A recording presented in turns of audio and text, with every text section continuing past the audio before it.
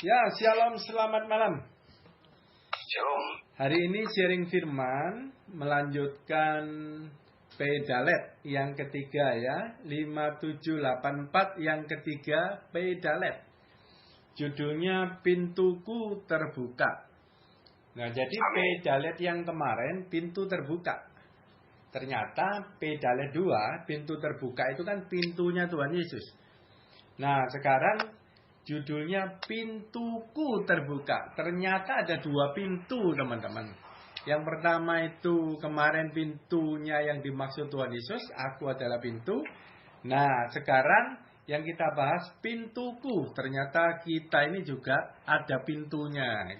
Gitu ya. Oke. Semoga teman-teman itu masih ingat yang pedalet 2 ya, sambungannya. Karena ini seru banget ya. Oke.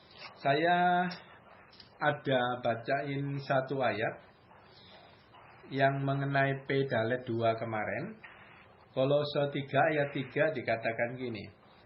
Sebab kamu telah mati dan hidupmu tersembunyi bersama dengan Kristus di dalam Allah. Nah ini pedalet 2 kemarin, pintu Tuhan Yesus terbuka. Waktu kita mengerti, kita makan daging Kristus, kita masuk menyatu dengan Tuhan Yesus. Itu artinya kita telah mati. Ya, kita udah tahu ya maksudnya mati ya. Daging kita kedagingannya mati. Dan hidupmu tersembunyi bersama Kristus. Nah ini loh, waktu kita masuk dalam dimensi iman, pintu terbuka, kita ngerti hikmat, pengertian dan lain-lain, kita masuk secret place-nya Tuhan. Di sini ditulis, hidupmu tersembunyi bersama dengan Kristus. Nah ini baru bisa ngomong kita itu di dalam Mazmur 91. Perlindungan yang sempurna, yang luar biasa. Ya, itu pedalet 2. Oke, sekarang kita ke pedalet 3. Ya, ayat firmannya Wahyu 3 ayat 20. Lihatlah, aku berdiri di muka pintu dan mengetok. Jikalau ada orang yang mendengarkan suaraku dan membukakan pintu, aku akan masuk mendapatkannya dan aku makan bersama-sama dengan dia. Dan ia bersama-sama dengan aku. Nah ini adalah perikop jemaat Laodikia di Wahyu ya. Yang jemaat Laodikia itu suam-suam kuku. Karena mamon. Ya, dia kaya dan memperkaya diri. Nggak taunya dia kena yang namanya mamon. Jadi dia kehilangan Tuhan di dalam kekristenannya oleh karena dia memburu uang. Nah ini ayat 20. Nah ayat 20 ini seru teman-teman.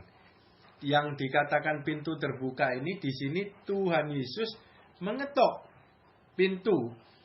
Pintunya itu pintu kita, ya kan?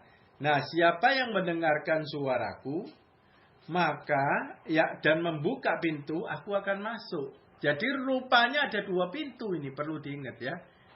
Pintu pertamanya itu Tuhan Yesus terbuka, pedalet 2. Nah ini pintu di pedalet 3 itu kitanya. Tetapi di dalam susunan nanti yang terbuka itu harus pintuku dulu. Baru pintu Tuhan Yesus terbuka. Ya, jadi ini adalah di dalam bersangkutan antara pintuku dan pintu Tuhan ini bersangkutan gitu ya. Jadi tidak bisa salah satu tutup, tidak bisa.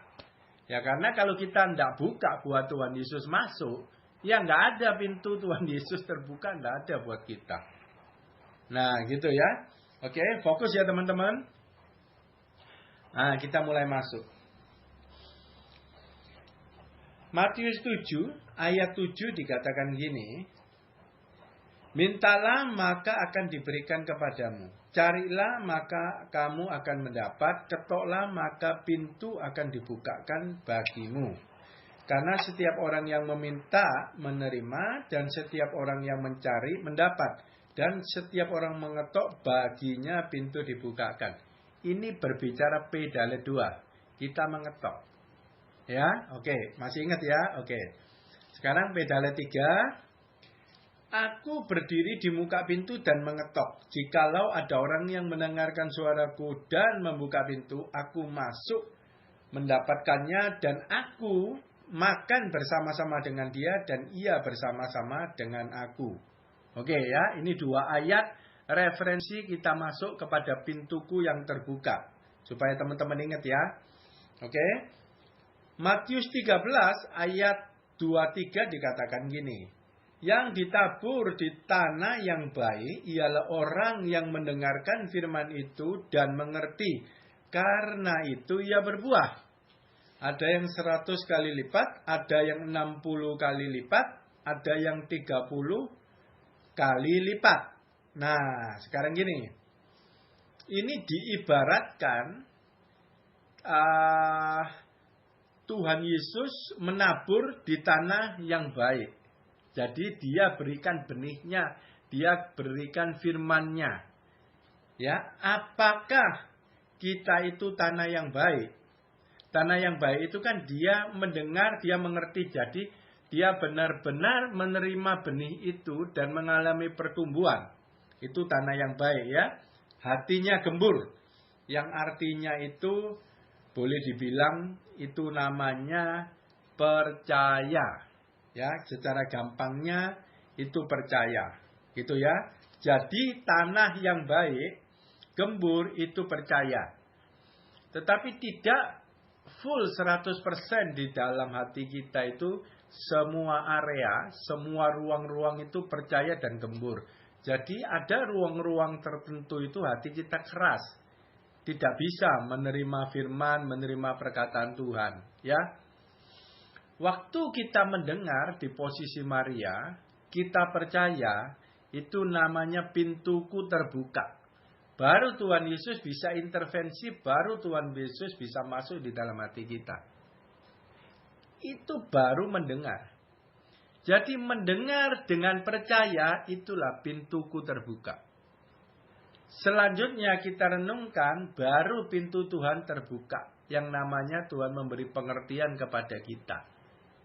Baru setelah itu hasilnya adalah keserupaan dengan Tuhan Yesus, yaitu berbuah, melakukan kehendaknya. Ya. Oke. Nah, waktu pintuku terbuka dan pintunya Tuhan Yesus terbuka, Tuhan Yesus masuk, di ayat ini dikatakan begini. Aku akan masuk mendapatkannya. Masuk mendapatkannya. Itu berarti kita percaya. Kita membuka pintu. Mau mendengar. Itu masuk mendapatkannya. Tuhan masuk di hidup kita. Tuhan masuk di hati kita. Ya. Nah. Ini dikatakan. Apa maksudnya itu masuk itu terjadi apa? Nah Tuhan Yesus itu ngomong. Aku makan bersama-sama dengan dia dan ia bersama-sama dengan aku. Ini kan rada membingungkan. Tuhan Yesus masuk di dalam kita. Tuhan Yesus makan dengan kita. Dan kita makan dengan Tuhan Yesus gitu ya. Nah kalau kita belum terbuka yang kemarin Pedalet 2. Kita bingung nih. Setelah Pedalet 2 baru ngerti. Waktu kita masuk di dalam Tuhan Yesus. Berarti kita makan bersama-sama dengan Tuhan Yesus, maksudnya kita makan daging Yesus. Gitu ya. Nah, kalau di sini dikatakan Tuhan Yesus bersama-sama makan bersama-sama dengan kita. Yang pertamanya, berarti waktu kita percaya Tuhan Yesus masuk firman-Nya, firman-Nya itu yang makan daging kita. Kemudian ketika kita mengerti, percaya kemudian mengerti, baru kita makan daging Kristus. Jadi itu pertukaran, itu perjamuan kudus. Jadi Tuhan mengetok, mau masuk, itu dengan tujuan perjamuan kudus itu. Ya, jadi sekarang kita belajar ternyata ada 2 pintu. Ya, kita nggak bisa pintu kedua terbuka tanpa pintu pertama terbuka dulu. Ya nggak mungkin orang yang nggak cinta firman, nggak di posisi Maria, tiba-tiba pintu Tuhan Yesus terbuka, nggak mungkin. Karena dia mengabaikan ketokan Tuhan Yesus pertama kali sebelumnya. Ya, Oke.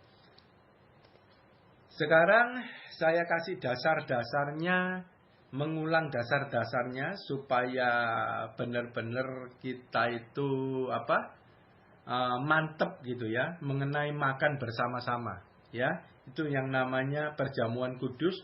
Dua pintu terbuka ini ceritanya ya, pintu kita dan pintu Tuhan Yesus ya. Saya kasih dulu di perjanjian lama. Ketika perjanjian lama ngomong, perjanjian baru ngomong, jelas banget klop ya. Oke, perjanjian lama dulu ya, mengenai perjamuan kudus. Yesaya 55 ayat 2 dan 3. Mengapa kamu belanjakan uang untuk sesuatu yang bukan roti, dan upah jerih payamu untuk sesuatu yang tidak mengenyangkan? Dengarkanlah aku, maka kamu akan memakan yang baik, dan kamu akan menikmati sajian yang paling lezat. 3. Sendengkanlah telingamu, datanglah kepadaku, dengarkanlah. Nah, makan sajian itu dengar Tuhan. Berarti waktu kita dengar firman itu adalah kita begitu percaya, itu namanya makan hidangan. Ya, mendengarkan perkataan Tuhan, makan hidangan Tuhan Yesus yang Tuhan hidangkan ya. Itu adalah material iman. Dengarkanlah maka kamu akan hidup. Dengarkanlah maka kamu akan hidup. Ini bukan sembarangan mendengar. Kalau kita artikan kita mendengar biasa, pasti di dalamnya belum tentu ada ketaatan. Tapi kalau yang Tuhan yang ngomong kita dengar, kita ngerti, dan di dalam pendengaran itu terkandung ketaatan. Karena mengerti itu. Jadi ketaatannya adalah otomatis. Maka kamu akan hidup. Nah, ini kamu akan hidup berarti melakukan kehendak Tuhan. Aku hendak mengikat perjanjian abadi dengan kamu menurut kasih setia yang teguh yang kujanjikan kepada Daud. Perjanjian abadi. Jadi semua rema yang kita dengar itu dari Tuhan, hikmat, pengertian itu adalah perjanjian abadi. Ya, nggak ada yang bisa memutuskan, nggak ada yang bisa membatalkan, dan itu perjanjian abadi. Dan kita bisa tenang percaya karena Tuhan itu adalah yang setia dan Dia tidak pernah ingkar janji. Jadi kalau perjanjian abadi ya kita tenang ya kalau janji dengan Tuhan. Ya. Terus di PB Yohanes 6 ayat 63 ini menjelaskan juga, rohlah yang memberi hidup, daging sama sekali tidak berguna. Perkataan-perkataan yang kukatakan kepadamu adalah roh dan hidup. Nah ini adalah menyembah di dalam roh dan kebenaran, ini ada di sini. Sama dengan yang tadi Yesaya. Nah jadi rohlah yang memberi hidup, daging sama sekali tidak berguna. Perkataan-perkataan yang kukatakan kepadamu adalah roh dan hidup. Waktu kita mendengar ya perkataan, itu perkataan ada roh kebenaran yang namanya. Itu yang memberi hidup. Roh kebenaran. Nah, daging sama sekali tidak berguna. Nah, ini loh yang menggantikan roh Tuhan, roh kudus, perkataan Tuhan, itu yang menggantikan daging kita. Di ayat ini dikatakan, daging sama sekali tidak berguna. Jadi mau dibuang itu kedagingan. Daging yang nggak berguna digantikan oleh perkataan Tuhan yang adalah roh dan hidup. Nah, sama kan dengan yang tadi mengikat perjanjian, suruh dengar di Yesaya, kamu akan hidup. Nah, terus Yesaya 6 ayat 51. Akulah roti hidup yang turun dari surga. Nah, Tuhan Yesus mengumpamakan Dia itu roti, makanan, gitu ya. Cocok sama Yesaya tadi. Jadi menurut saya ya tafsirannya, Tuhan Yesus ini juga kan baca perjanjian lama. Waktu itu perjanjian baru belum keluar. Jadi dia belajar banyak di kitab Taurat yang termasuk Yesaya di dalamnya. Jadi dia tahu karena dia itu Allah, dia itu Tuhan sendiri. Yang dimaksud oleh ayat Yesaya itu adalah Dia sendiri makanan itu. Makanya terus dia ngomong, akulah roti hidup yang turun dari surga. Jika seorang makan dari roti ini ia akan hidup selama-lamanya. Dan roti yang kuberikan itu adalah dagingku yang akan kuberikan. Nah, dagingnya Tuhan Yesus yaitu firman, yaitu mengandung roh dan hidup. Dan itu adalah perkataan-perkataan tadi. Dan ini luar biasa banget ya. Perjanjian baru menjelaskan daripada perjanjian lama Yesaya. Ini perjamuan kudus semua, makan-memakan ini. Kematian dimakan oleh kehidupan. Roh yang hidup yaitu Tuhan Yesus ya. Nah, Yohanes 6 ayat 53 dikatakan gini. Maka kata Yesus kepada mereka, aku berkata kepadamu, sesungguhnya jikalau kamu tidak makan daging anak manusia dan minum darahnya, kamu tidak mempunyai hidup di dalam dirimu. Loh, perjamuan kudus kan? Ya.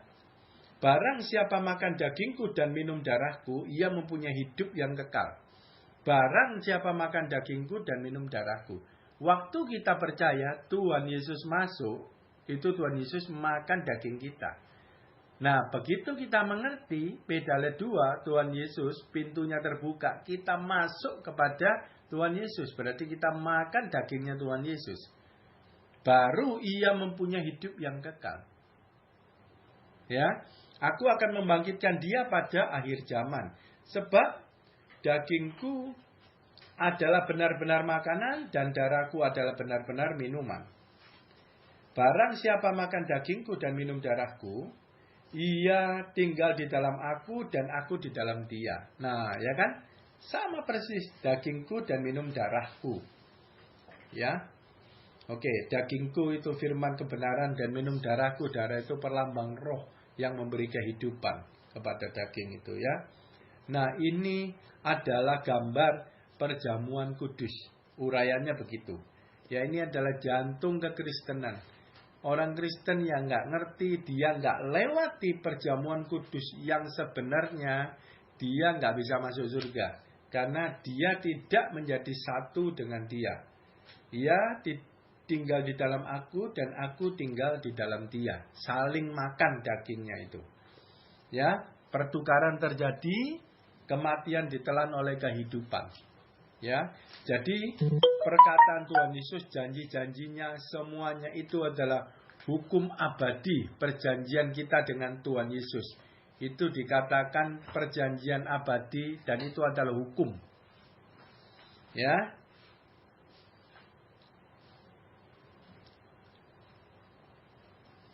Nah, kita lanjut lagi.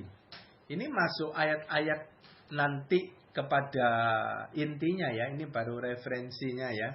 Kita ingat-ingat, kita masuk ya ke lebih dalam lagi. Roma 10 ayat 8. Tetapi apa katanya? Ini firman yang itu dekat kepadamu, yakni di dalam mulutmu dan di dalam hatimu. Itulah firman iman yang kami beritakan. Ingat ya, firman iman berarti ada yang namanya firman bukan iman. Kenapa ini dikatakan firman iman? Firmannya ini sudah jadi iman. Pintu kita sudah terbuka, pintu Tuhan Yesus sudah terbuka. Kita bukan hanya sekedar mendengar firman saja, tetapi yang kita dengar firman itu sudah jadi iman. Makanya dikatakan firman iman. Ada di dalam mulut dan di dalam hati. Ciri-cirinya ada di dalam mulut, dalam hati. Firman yang kita ngerti itu, kita terima di dalam hati. Ya, dan mulut itu adalah salah satu buah daripada iman, perkataan kita. Ya, itu adalah perbuatan kita melalui kata-kata. Jadi, kelihatan ini ya, kelihatan orang yang penuh dengan firman iman, mulut perkataannya itu firman. Itu namanya integritas. Integritas itu hati, pikiran. Itu nanti pikiran dari output itu perbuatan dan perkataan. Itu sama, positif artinya firman, integritas. Integritas bukan untuk yang negatif. Yang positif. Ketika hati penuh firman iman, cirinya mulutnya mengeluarkan firman, perbuatannya sesuai dengan firman. Ya, itu namanya firman iman yang sudah jadi. Ibarat pelita itu sudah menyala oleh minyak itu. Ya. Dan itu yang kami beritakan. Ayat 9. Jadi kesaksian firman iman itu. Dia beritakan ya. Ayat 9. Sebab jika kamu mengaku dengan mulutmu bahwa Yesus adalah Tuhan, percaya dalam hatimu bahwa Allah telah membangkitkan dia dari antara orang mati, kamu akan diselamatkan. 10. Karena dengan hati orang percaya dan dibenarkan, dan dengan mulut orang mengaku diselamatkan. Nah, ini hati orang percaya dibenarkan. Ini pembukaan pintu. Pintunya kita yang tadi dibuka. Masuk, percaya. Karena percaya tanpa mendengar, ya nggak bisa. Apa yang dipercaya nggak dengar. Jadi harus dengar ketokannya dulu. Tuhan Yesus. Kalau sudah dengar baru bisa percaya yang kita dengar. Tapi itu baru separuh jalan percaya. Belum final. Finalnya ketika pintu Tuhan Yesus itu terbuka. Dengar dan mengerti. Ya, awal penyembahan mendengar, puncak penyembahan mengerti, maka berbuah. Hati percaya dibenarkan. Ya. Mulut mengaku diselamatkan. Ujungnya dari hati itu yang mengeluarkan buah. Setelah mengerti, buahnya adalah perkataan dan perbuatan. Perkataan itu mengaku, baru diselamatkan. Jadi tidak bisa. Hati sama mulut nggak satu garis, sama, tidak bisa. Tidak sah. Dan itu namanya bukan firman iman. Itu nihil imannya. Tidak bisa berbuah. Dan kalau menurut ayat 10 ini, orang mengaku akan diselamatkan, tapi kalau integritasnya, hati dan mulutnya tidak sama, ini nihil. Imannya iman mati, percuma. Itu ya. Jadi tidak bisa mulut orang percaya itu mengeluarkan perkataan-perkataan yang melawan firman. Tidak bisa. Jadi kalau mulutnya itu mengeluarkan melawan firman, itu pasti bukan orang percaya. Asli, bukan orang percaya. Walaupun mulutnya dia ngaku Kristen, tapi dia bukan orang percaya. Ya.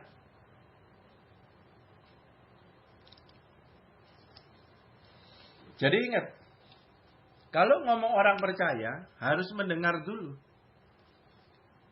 Baru percaya. Percaya adalah kita merespon ketokan pintu Tuhan Yesus dengan kita membuka pintu. Itu namanya percaya.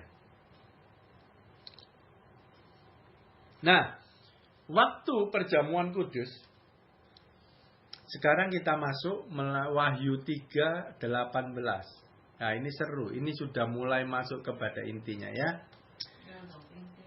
Nah, oke. Nah, tadi diingetin ini. Wahyu 3:18.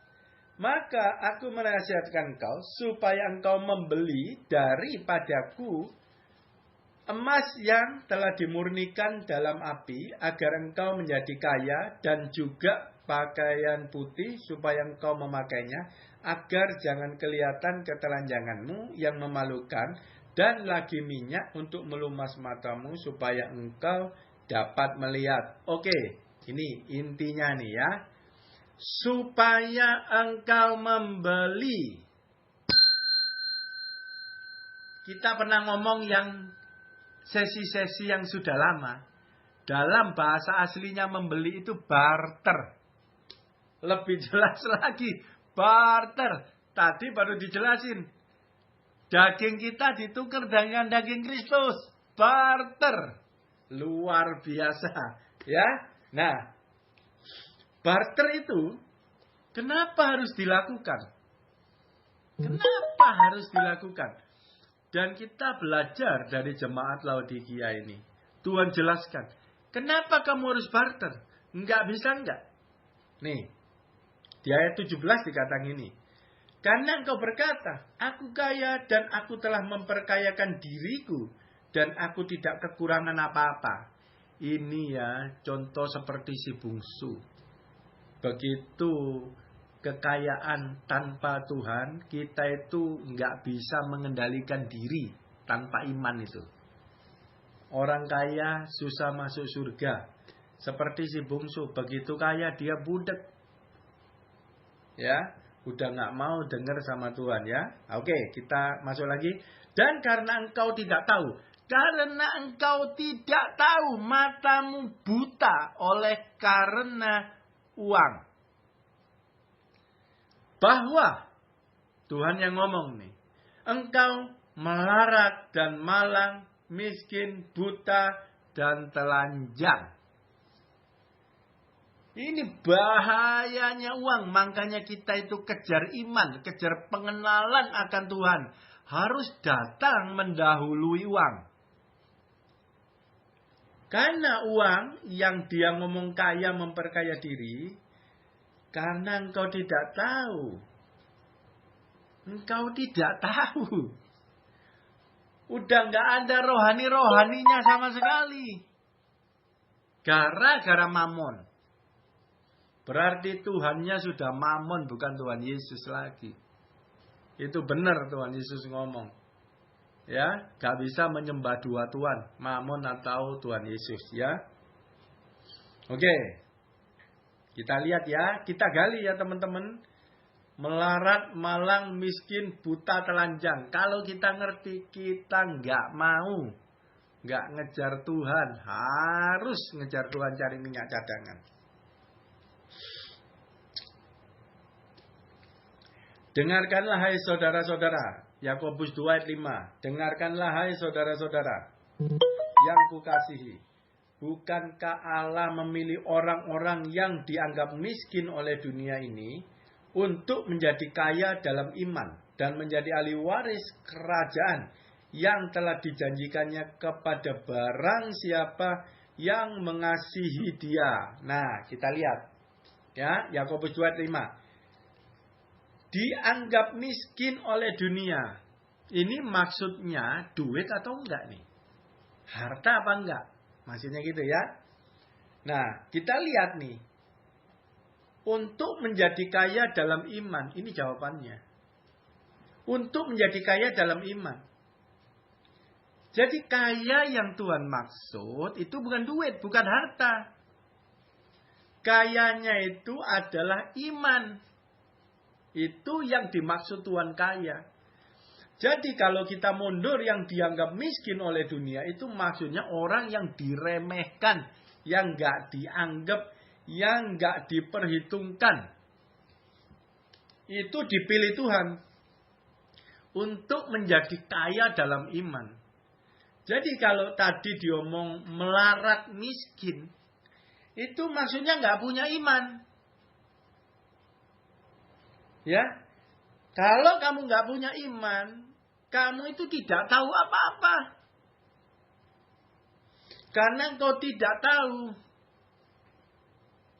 Kerohaniannya nol sama sekali, kamu tidak punya iman. Kamu hidup full kedagingan. Dan menjadi ahli waris kerajaan yang telah dijanjikannya kepada barang siapa yang mengasihi Dia. Ahli waris kerajaan dasarnya adalah iman. Makanya harus kaya dalam iman. Maka nanti ahli waris kerajaan termasuk di dalamnya adalah kekayaan, keuangan, harta benda ada di dalam iman. Sebagai ahli waris diberikannya menurut hitungannya Tuhan. Itu landasannya iman. Gitu ya.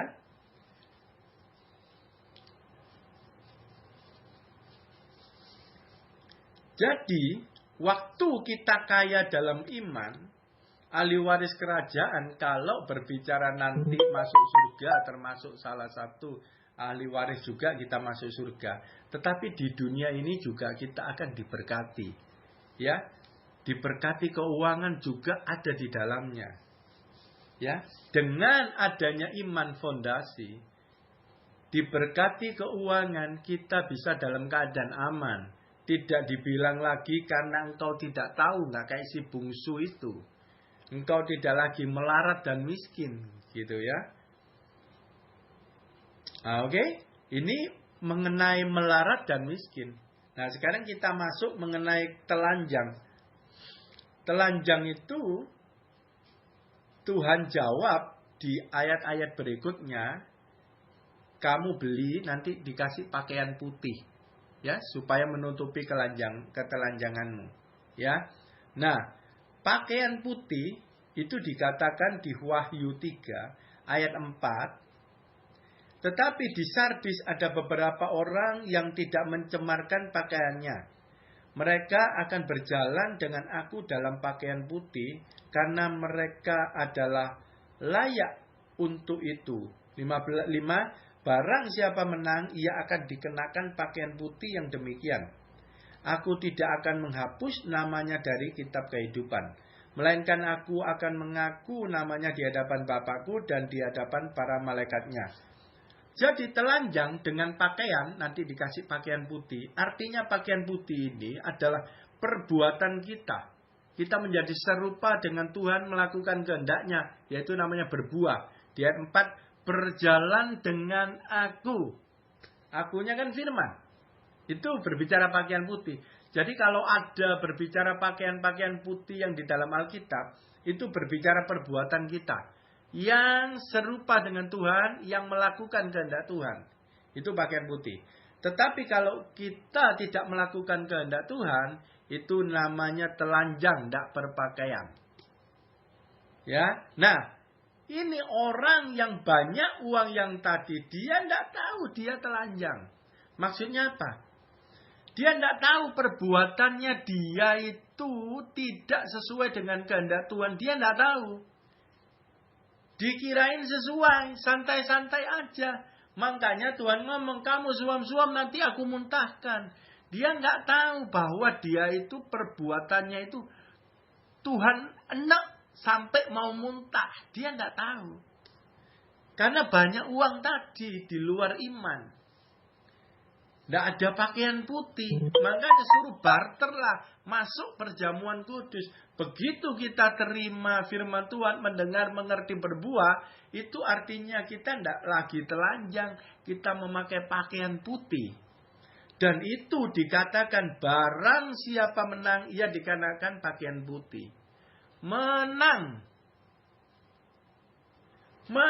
loh. Menang terhadap apa? Bisa ditebak. Menang terhadap apa? Terhadap kedagingan kita. Bukan kitanya. Tuhan Yesus yang memberikan kita kemenangan. Melalui firman yang kita dengar terus mengerti.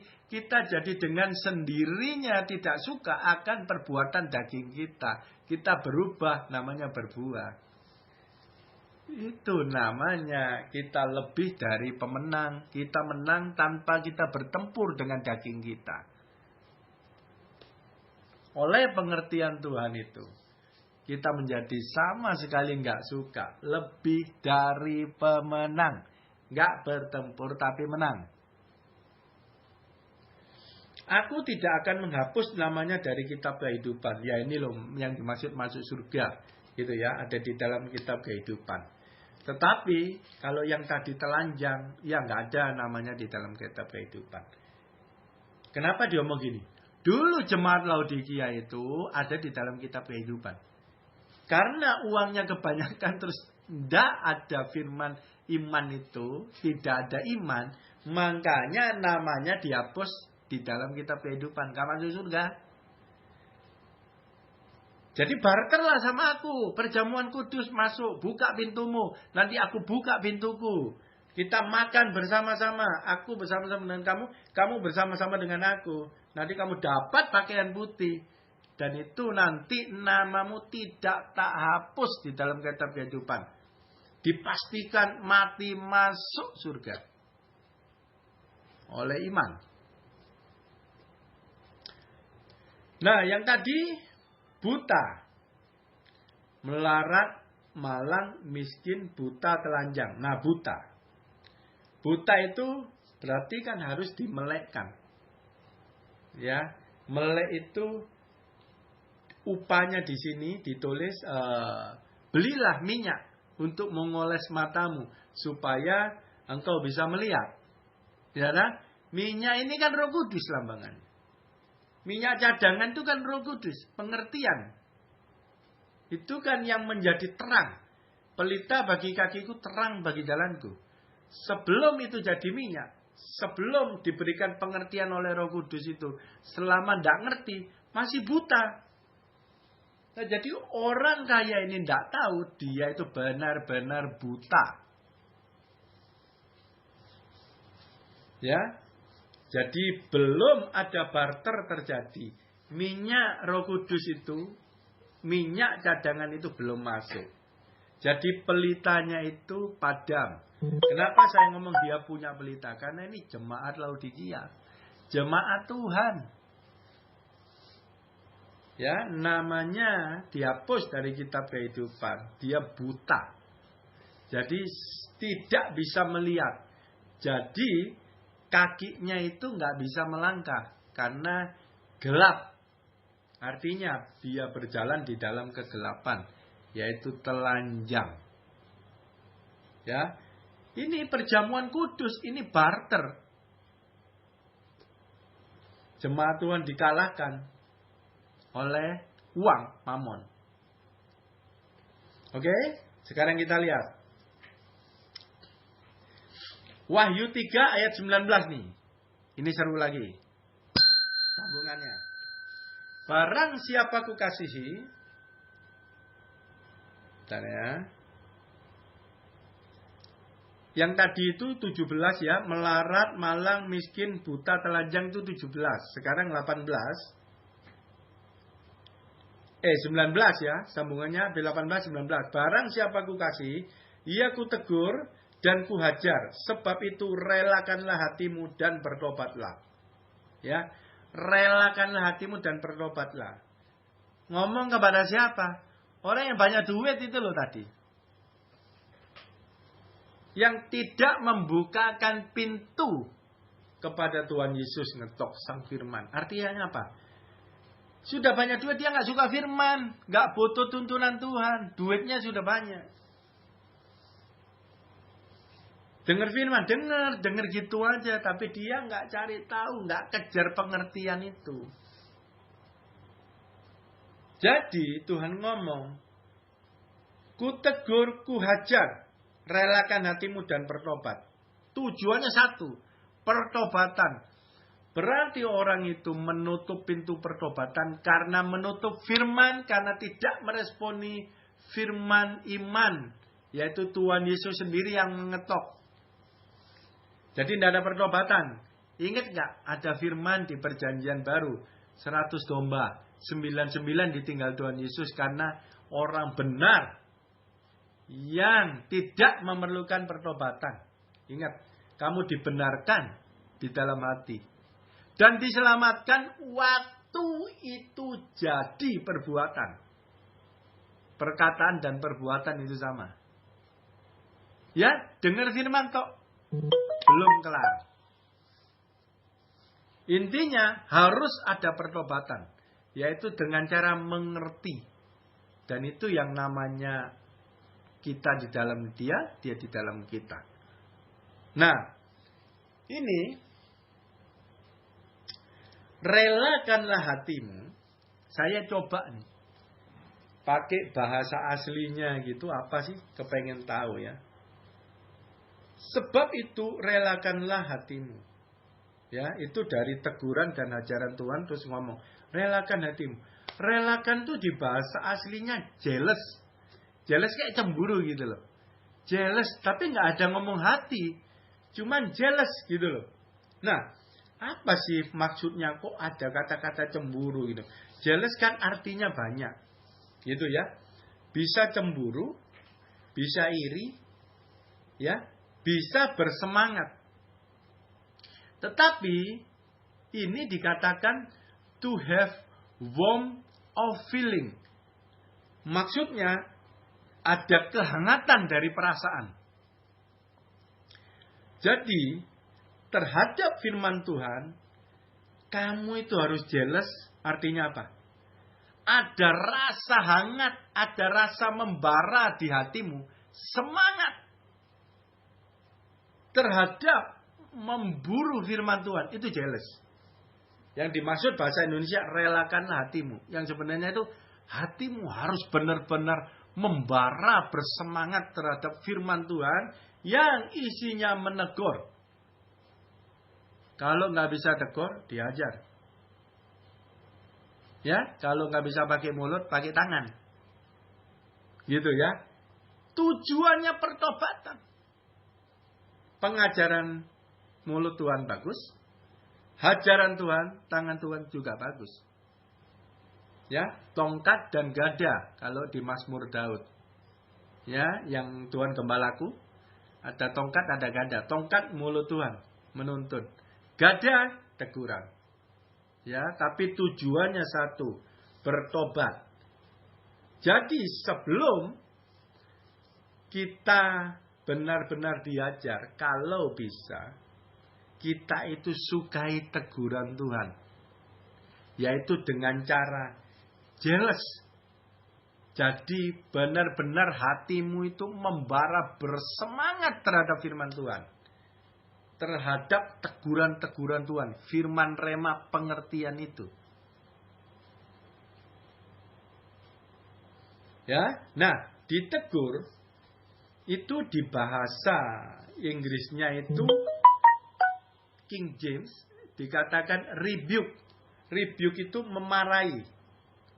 Ya, nah kalau kuhajar bahasa Inggrisnya itu chasten. Chasten itu menghajar, mendisiplinkan. Nah itu chasten. Nah itu kalau kita ngomong itu gada. Tuhan menggembalakan dengan tongkat dan gada. Ya. Oke.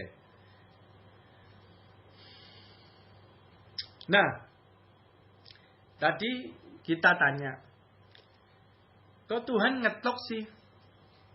Gitu ya. Nah ini uniknya kekristenan. Ini perjamuan kudus tadi udah selesai ya. Intinya tadi ya. Nah sekarang yang kita tanya, kok Tuhan ngetok sih di pintu kita? Gitu ya. Nah kita baca nih. Ini benar-benar kita harus tahu. Benar-benar kita harus respon. Ya. Ini kekristenan sejati beda dengan agama-agama lain. Ini intinya. Roma 3 ayat 10. Seperti ada tertulis, tidak ada yang benar, seorang pun tidak. 11. Tidak ada seorang pun yang berakal budi. Tidak ada seorang pun yang mencari Allah. 12. Semua orang telah menyeleweng, maka semua tidak berguna. Tidak ada yang berbuat baik, seorang pun tidak.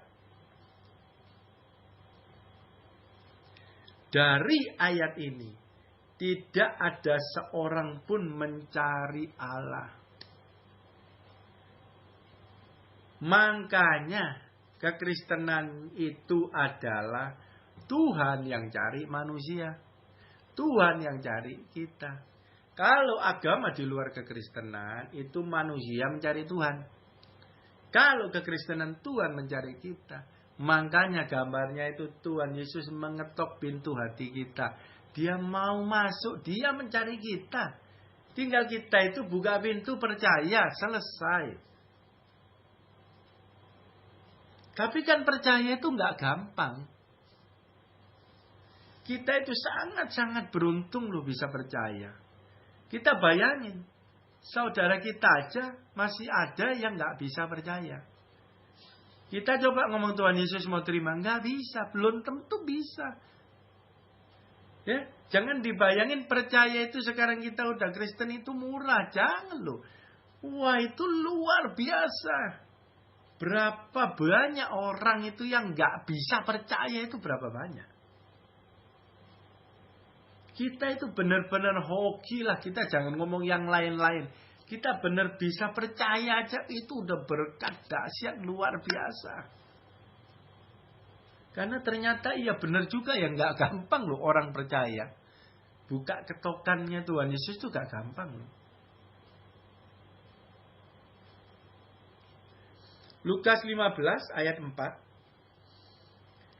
Siapakah di antara kamu yang mempunyai 100 ekor domba, dan jikalau ia kehilangan seekor di antaranya, tidak meninggalkan yang 99 ekor di padang gurun, dan pergi mencari yang sesat itu sampai ia menemukannya. Loh, yang sudah Kristen pun, yang satunya tersesat, bukan penyesat, tersesat. Tuhan cari. Dan domba itu tidak cari Tuhan, dia tersesat. Tapi Tuhan yang cari dia. Sampai dia menemukannya, digendong di bahunya dengan sukacita. Loh, luar biasa. Jadi, dari ayat-ayat ini kita itu ngerti. Tuhan benar-benar sangat merindukan kita. Sangat merindukan keselamatan kita. Teramat sangat dia itu mau bicara dengan kita. Jadi please dengar. Nanti dia yang memberikan pengertian. Dia nanti yang berperang mengalahkan kedaginganmu. Dan semuanya. Kamu dengar aja.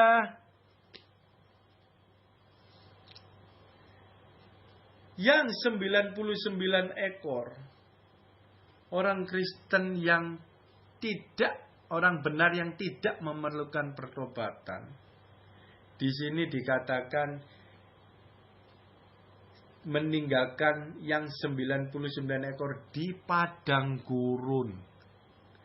Kita tahu ya di Mazmur, kalau yang ikut Tuhan digembalakan itu di padang rumput hijau. Tapi ini yang gak mau digembalakan Tuhan, 99 artinya gak mau tobat itu, di padang gurun posisinya. Walaupun banyak uang bisa juga, tapi dia ada di padang gurun. Pintunya tertutup. Menutup Tuhan Yesus, ya, gak bisa masuk. Jadi kalau kita ngomong pedalet itu adalah benar-benar ini itu puncak keintiman, pengantin.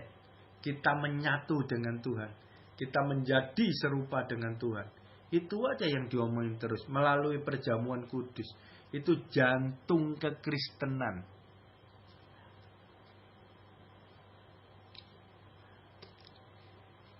Perjamuan kudus yang diomong di perjanjian baru. Itu di perjanjian lama itu ada yang luar biasa Tuhan sudah ngomong dulu. Yang Tuhan sudah taruh cuman kita tidak ngerti. Yeremia 31 ayat 33. Ayat terakhir luar biasa. Yeremia 31 ayat 33. Tetapi beginilah perjanjian yang kuadakan dengan kaum Israel. Nih.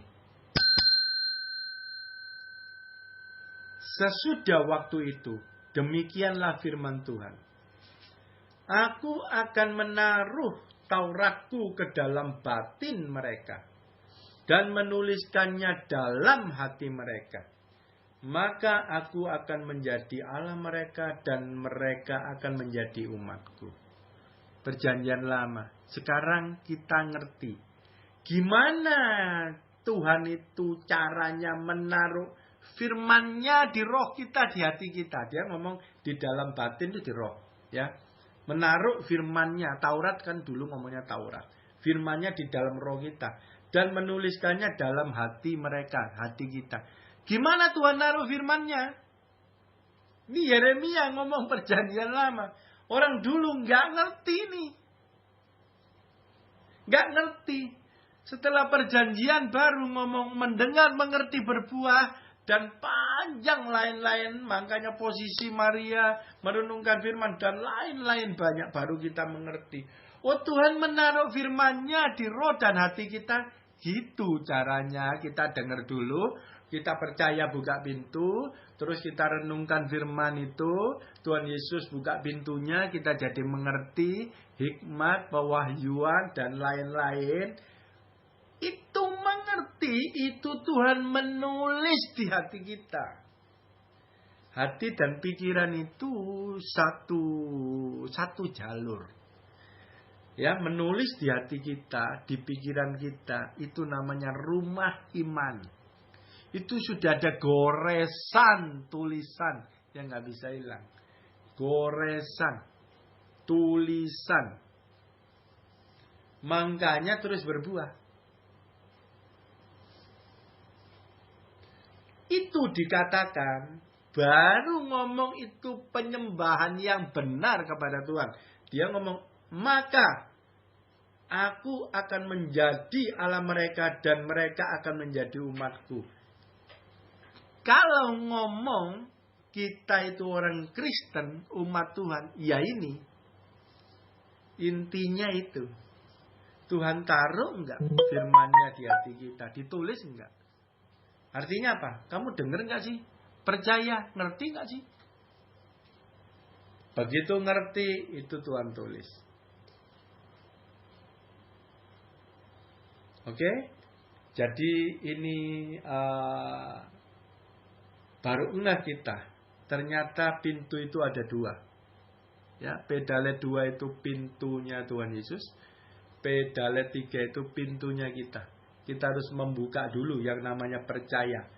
Percaya berarti kamu dengar dong. Posisi Maria. Dengar. Dan mengerti. Merenungkan, mengerti. Pintu kedua terbuka. Tuhan yang buka, yang memberi pengertian. Waktu kita renungkan itu. Dan itu ditulis rupanya di dalam hati kita itu yang berupa pola pikir. Itu Tuhan menaruh. Makanya itu kita umatnya Tuhan. Tuhan Yesus luar biasa dahsyat.